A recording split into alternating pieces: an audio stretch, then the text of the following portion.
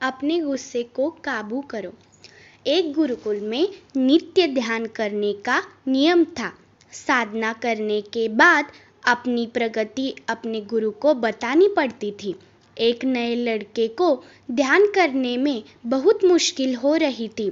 ध्यान के दौरान वह एकाग्र नहीं हो पा रहे थे। इस वजह से वह काफ़ी नाराज था। उसके गुरु ने उससे पूछा, आखिर किस बात से नाराज हो? लड़के ने कहा, मैं जब भी साधना करता हूँ, कभी कभी कोई बात करने आ जाता है, कभी कभी कोई बिल्ली या अन्य जानवर आ जाते हैं। गुरु ने लड़के से कहा कि तुम अपने आसपास की हर चीज़ पर गुस्सा हो रहे हो, जबकि ध्यान का वास्तविक उद्देश्य गुस्से से बचना है। आपको अपने आसपास के लोगों, जानवरों और चीज़ों से परेशान हुए बिना ध्यान करने का तरीका खोजना होगा। फिर वह लड़का गुरुकुल के बाहर एक शांत जगह की तलाश में निकल पड़ा। उसने एक बहुत ही शांत नदी का किनारा देखा। वह वहीं अपनी चादर बिछाकर साधना करने लगा। जैसे ही उसने अपनी आंखें बंद की, उसे हवा के चलने की आवाज़ सुनाई दी तो वह नाराज़ हो गया। फिर जब पेड़ के पत्तों की आवाज़ आई तो वो उसे गुस्सा आ गया। जब भी चिड़िया की आवाज़ आती तो वह उस पर गुस्सा करने लगता।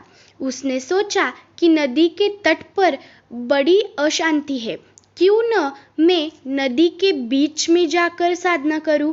वह एक नाव में बैठ गया और नदी के बीच चला गया और वहां उन्होंने ध्यान करना शुरू कर दिया। नदी के बीच में ध्यान करते हुए लड़का अच्छा महसूस कर रहा था। फिर वह रोज नाव में बैठकर नदी के बीच में जाकर साधना करने लगा।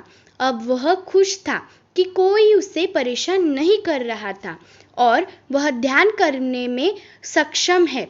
एक दिन नदी में ध्यान करते हुए उसने पानी के छींटे मारने की आवाज़ सुनी।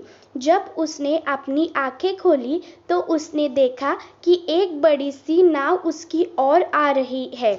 उसे बहुत गुस्सा आया। वह गुस्से से चिल्लाने लगा, अपनी नाव यहाँ मत लाओ, इसे मोड़ो। लेकिन उस नाव ने लड़के की नाव को टक्कर मार दी।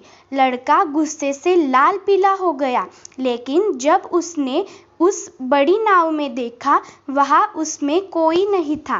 तेज हवा के कारण वह नाव वहाँ आ गई थी और पानी के कारण। इतने में लड़के को फिर से अपने गुरु का प्रश्न याद आ गया, आप वास्तव में किससे नाराज है?